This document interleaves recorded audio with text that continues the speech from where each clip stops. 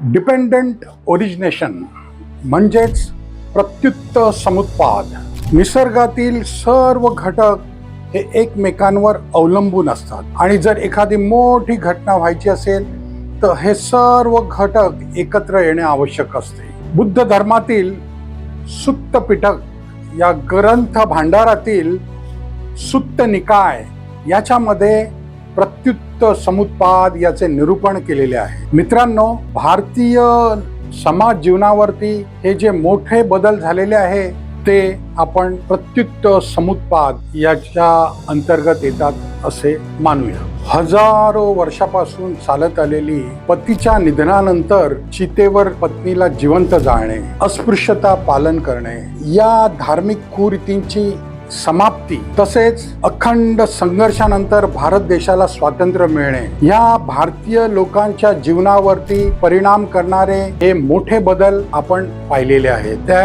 हा जो बदल आहे याला आपण प्रत्युत्त समुत्पाद असे संबोधू शकतो. कॉकरोच जनता पार्टीची स्थापना ही पण एक अखंड विश्वामध्ये गाजत असलेली एक राजकीय घटना आहे. शासन प्रणालीमध्ये सर्वोच्चपदी विराजमान असलेल्या व्यक्तीने बेरोजगार युवकांबद्दल कॉकरोच, पॅरासाइट यासारख्या अवहेलनाकारक शब्दांचा वापर केला. त्याचे पडसाद सर्वत्र उमटले. त्या व्यक्तीने नंतर स्पष्टीकरण देऊन सारवासारव करायचा प्रयत्न केला, पण तोपर्यंत नुकसान झालेले होते. या सर्व प्रकरणात काश्मीर ते कन्याकुमारी तसेच गुजरात ते ओडिसा अशा अखंड भूभागावर पसरलेल्या 140 कोटी भारतीयांना न सुचलेली कल्पना अमेरिकेतील बोस्टन येथे बोस्टन विद्यापीठात शिकणाऱ्या भारतीय विद्यार्थ्याला एक विनोदी कल्पना सुचते आणि ती असते कॉकरोच जनता पार्टी या पक्षाची स्थापना. तो मुलगा फटाफट आपल्या मित्रांच्या मदतीने वेबसाईट, ट्विटर, इंस्टाग्राम, फेसबुक या ठिकाणी पार्टीचे घोषणापत्र जारी करतो. लोकांना आपला जाहीरनामा प्रसिद्ध करतो. लोकांना मेंबरशिप घेण्यास सांगतो आणि बघता बघता हजारो, लाखो, करोडो लोक त्याच्या या मोहिमेला प्रतिसाद देतात आणि कॉकरोच जनता पार्टी जॉईन करतात. शासन व्यवस्था हादरून जाते. त्याची वेबसाईट बंद केली जाते. ट्विटर हँडल सस्पेंड केले जाते. त्या तरुणाचे नाव आहे अभिजित दिपके. न भूतो न भविष्यती म्हणजे पूर्वी कधी झाले नाही आणि पुढेही कधी होणार नाही अशा प्रकारे एखाद्या राजकीय पक्षाची स्थापना आणि त्याला मिळणारा करोडो लोकांचा प्रतिसाद ही एक अद्वितीय घटना भारतीय लोकांच्या जीवनामध्ये घडते. कॉकरोच जनता पार्टी या पक्षाचे सभासदत्व घेणारे 10 लाखाहून अधिक. इंस्टाग्रामवरती त्याचे फॉलोअर्स जवळजवळ 3 कोटी. या घटना केवळ 3-4 दिवसातच घडतात. मित्रांनो, यूट्यूब वरती कॉकरोच जनता पार्टीच्या कार्यकर्त्यांचे, त्यांच्या सहानुभूतीदारांचे ट्विटर वरती, इंस्टाग्राम वरती गाणी ह्याचे तुफान आलेले आहे. अनेक वर्तमानपत्र, यूट्यूब चॅनल्स, पत्रकार यांनी अभिजित याची मुलाखत घेतलेली आहे. तसेच आंतरराष्ट्रीय मीडिया, BBC, फ्रान्स 24 या न्यूज चॅनल्सनेही अभिजित दिपके याची मुलाखत घेऊन प्रसिद्ध केलेली आहे. अभिजितने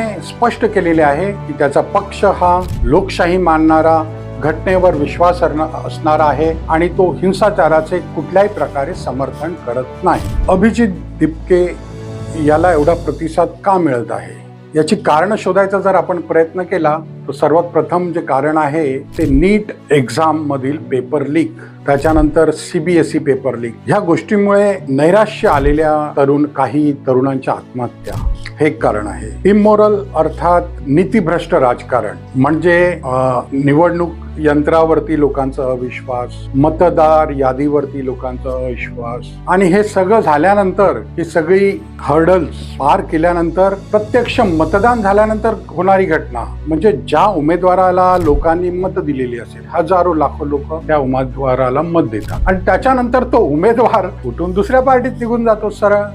लोकांची किती मोठी फसवाफसवी. आणि हे मतदार कोण आहेत? तो विद्यार्थी आहेत, त्याचे आई बाबा आहेत, त्याचे भाऊ बहीण आहेत, त्याचे मित्र परिवार आहेत. हा किती मोठा एक जो तो मुलगा जो आहे बाबांना विचारत असेल, बाबा आपण तर सगळ्यांनी ठरवलं होतं ह्याला मत द्यायचं, आपण त्याला मत दिलं, तो निवडून पण आला आणि आज तो त्या पक्षात गेला. बाबा आता काय करायचं? बाबा काय सांगणार? बाबा म्हणतात, बाबा तुकोबा रायाने सांगितलं आहे, तुका म्हणे उगी राहा, जे जे होईल ते पहा. अशी परिस्थिती आहे. म्हणजे सर्व कुटुंब जे आहे एक प्रकारचे निराशाची मळब सर्व समाजावरती दाटते. जेव्हा एक मतदार म्हणून, मतदार हा निवडणूक प्रक्रियेतील सगळ्यात महत्वाचा माणूस, कारण तो निर्णय घेणार असतो की कोण सत्तेवर बसणार, कोण बसणार नाही. याची जी लगाम आहे ती मतदाराच्या हातात असते आणि तो मतदारच फाट्यावर उभा आहे. फाट्यावरती म्हणजे क्रॉस रोड्स. त्याने मतदान करून त्या उमेदवाराला सांगितलं की बाबा तुला ह्या मार्गाने जायचं, पण तो उमेदवार निवडून आल्यानंतर उजवीकडे जातो. त्याला डावीकडे जायला सांगितलं तो उजवीकडे निघून जातो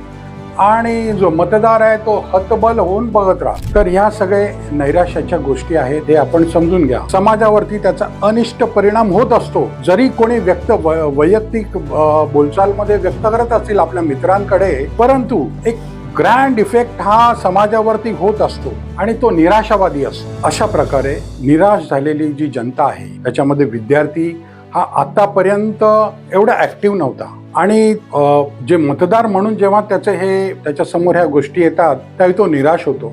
आणि अशा निराशलेल्या अवस्थेमध्ये असताना कॉकरोच जनता पार्टी हा एक त्याला आशेचा किरण म्हणून दिसतो आणि म्हणून तो एक आशेचा किरण आहे. कारण त्यांनी जसा पार्टी स्थापन केली आणि लाखो लोकांचा त्याला समर्थन मिळालं, तशी त्याने काही मागणी टाकून दिली. मंत्र्याचा राजीनामा मागितला. अशा प्रकारे त्याने मागणीपत्र, घोषणापत्र आपले जारी केले आणि त्याच्यामुळे त्याला भरभरून लोकांचा प्रतिसाद मिळालाय. तो एक आशेचा किरण म्हणून लोक त्याच्याकडे आकृष्ट झालेले आहेत. मित्रांनो, सोनम वांगचुक म्हणजे आपला 3 इडियट्स मधला फुनसुक वांगडू हा देखील या पक्षाचा सभासद झालेला आहे. प्रोफेसर अखिल स्वामी जे MBA च्या विद्यार्थ्यांना शिकवतात ते देखील या पक्षाचे सभासद झालेले आहे. अनेक विचारवंत हळूहळू कॉकरोच जनता पार्टीकडे आकृष्ट होत आहेत. मित्रांनो, फार पूर्वी 40-50 उलटलेले क्रिकेटपटू, म्हणजे 40 उलटलेले आणि 50 जवळ पोहोचत असलेले क्रिकेटपटू हे आंतरराष्ट्रीय स्तरावरती test matches, one day matches खेळत असत. त्यांची नावं मी काही घेत नाहीत, पण ही परिस्थिती होते. आज चित्र एकदम पालटलेलं आहे. आता जे क्रिकेट खेळणारे आहे ते सगळे 19, 20, 21, 22, 25च्या आतच आहे. म्हणजे सगळा युवा वर्ग जो आहे तो क्रिकेट खेळत आहे आणि ज्यांची योग्यता मार्गदर्शक किंवा कोच म्हणून होती, जे पूर्वी खेळत असत ते आता कोचिंग पोझिशन मध्ये आहेत. मित्रांनो, तसेच राजकारणामध्ये तुम्ही पहा, आता जे वर्तमानात जे राजकारण आहे त्याच्यामध्ये असे अनुमान आहे की 60+ असलेले जे राजकारणी आहेत ना, त्यांची सेवानिवृत्ती होण्याची वेळ आलेली आहे असे मला वाटतं. असं माझं ओपिनियन आहे.